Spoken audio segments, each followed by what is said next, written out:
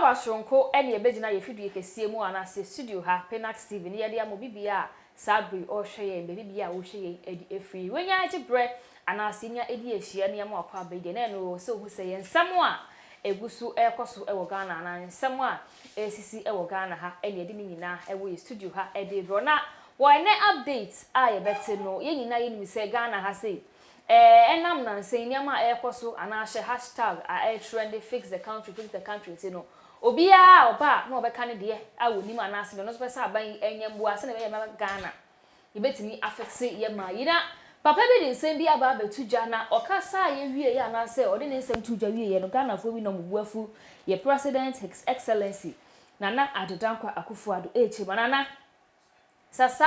na asem ne tie de a there bi e wose wo hye na wo ye bibi fa ho na according to papa yi pese ono wetini anya adagire na sebe empa ye free a wantu yakapre wode ba Ghana na o contacte the Ministry of Health ene de keka ho a nsem a omo bi o ma no ekeka kire no e ma sa ne mai ehwiri Ghana be akakodi o my foforo so a details ni nyina e wa hese ya yede e be ma na wo other updates enso no na sentemu de eye honorable Kennedy de o se oboa fa ho ne yakoso Ghana ha se obekasa he say ye fix the country asem odina no batumu eye galamse odina no batumu eye we odina no bibia bi odina no tumu asofo di na odefofo ba batuju according to MP no enkofo bi e wo Ghana ha mechire amanyosemu mechire politics pa na ado aye na do say 2021 hi ade e fere galamse sebe obetu ase ama ba bi e bekode enya de ye behu no mo se ma ye ma yo senya de bema Nanadu agina hye ananebota ya wo no ebebema man hye ye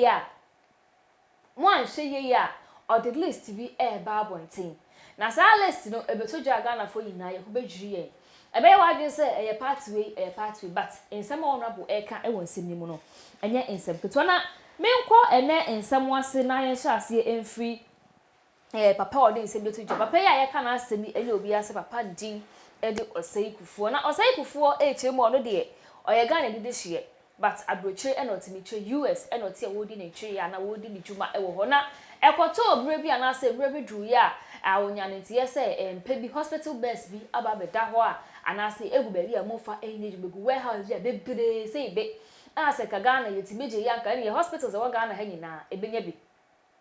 eye kolebu eye konfo anoche se eye hwan 37 fa ho efia egwanta Center hospitals ewo Ghana ha de bia yeso ya ne yesu ena yempa ni Ghana ho ena ye pempo ena yempa ni Ghana ho bampani yese enka yin ne but papa yi se emre okohu saade na obi se no si empa ya fa anya hwinti ebe ya ubetimi e de akwa African country bi ya sebe ehia mboa na wakwakoye Ghana ni na waje ne mai ho kane ansa de mai hofro bia edin ba ni timu ya na adwe se saade ya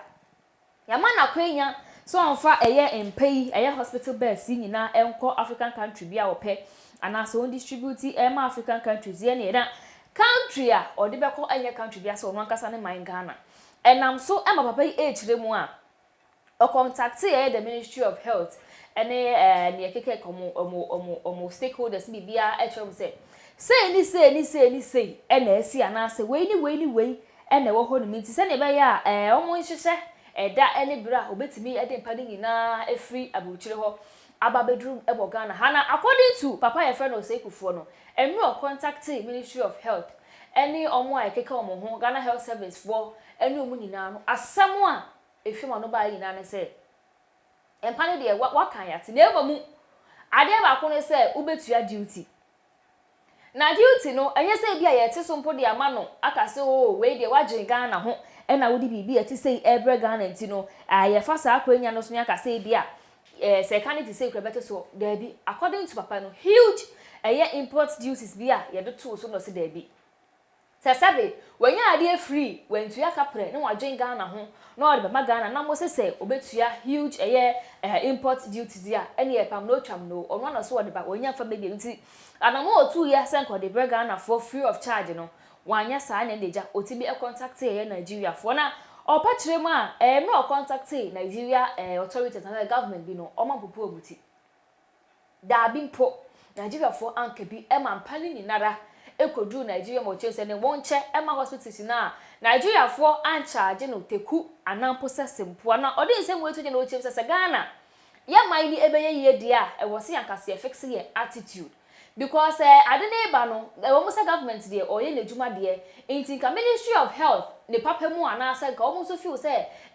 health service anasa hospitals no face crisis be anasa ni mpani adade no enka opportunity kase ba ye say impo no e hu hia duty asem bia no asem ye duty na ye den enye sika na mo je no elban ne mu na e kwana duty musu mo je abaye hospital ni ye but hospital no so enya mpa free a enam duty ti betimi elusi this big offer na opportunity ochirima enke betiri aye Ghana mbo abebre anka hospital se wo Ghana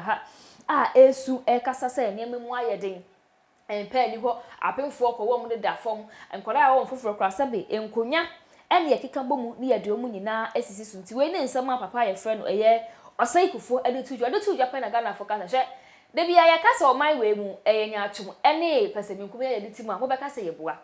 pese obi ede ade kase sei be che Ghana o ye Ghana do ye sei na mo di duty actually ade we emene akwakopi mo Nigeria de a ene your mampani o wa asudie kase na Ministry of Health ne Ghana Health Service e go se mo ye gbedwuma ye kwan kura mo be fa so na wo benya sika akopa empa abego hospitals various hospitals e wo Ghana ha no mo mfa ene emfa ye ho se mo be kwakoje duty no ene de akoto mpa na akokra empa de a na chese no mo ankasa masem na abusuafo se ye free ano so na ya to aso with ensem a ewo so ani ye ko Honorable Kennedy Akompreko ohini Japan ho se ne midi kan kaye in the update se Honorable abekasa no Honorable Kennedy echirema ye nanim se ye na nsen na nadada kokufo ado excellency wo se he pam no twam no se ne etie bia by hook or crook kwan bia wono na nado obefa so na galamse efometuo efomegudi etui obetu ase kra efiri ne 4 years ya keyanse asebe ye betu etia na ananse beto ma ne biema ya to ma no na ya to etia no aba na do kirema se ne galamse se yensuo se yensa ase omutwitwa yendua de oha bebre na eba na egugu amanfo so na amanfo owu no mu besu de akira ba na ban bebo aye yoni ade hie o wa nkonso a na akwakoya se na de hawo ne asodie asan so akwakoto nadmofo so nti wo de to ne wo se ne etie bia no this term pa de galamse obetu ase first term no o hyase ankon ko wie but this term pa de ne etie bia ne we ma nipa bebre na na abo akire kura ma na nsenya na se ne video bi trend ya papa o say tutu kasa fa won sa hemfu bi ni panifo bi kura wo hono mo hihye mu a o chiwo ma onfo mu hu ndi agwa no ni speech kura ba be mampo no aban panifo bi esuro se obegbogbo mu di but odini di amamu kokko ana wabam kokko so mo hye omana mo ye na sa galamse ensem ye mu nene Honorable Kennedy Akompreko ohini Japan MP for Central de sembi ababeto jena ensem Honorable Kanyina ne se galamse na ekwaso no ekwaso ade bia ye kan fight against galamse na ye hyiwe no ewo mu se ye adwuma but ye fa nidie ema ne nidie sanana se ye ntwa na nado post because another dan kwakufo do adwuma papa na Ghana ye die ho da chi asemuti no se da die si galamse nanso eniema bia ekoso no enye adanti na honorable say impenifo bia na nipa bia wo MPP any NDC both ni mu party ni nyina mo anhwe ye ya or the list bi but list no obabe na emi enkofo mako 24 Sanko 424 yi opachirima omu oni galamse companies ni bia na so mu hye chire na edi bone Honorable Kennedy say we must say president ye but or catch president say was how our approach the fight against galamse no sesan because ne nkwafo no omu nim deda nti no ne way or they fight no omu hu ni nyina sitre nti no enko kosi aga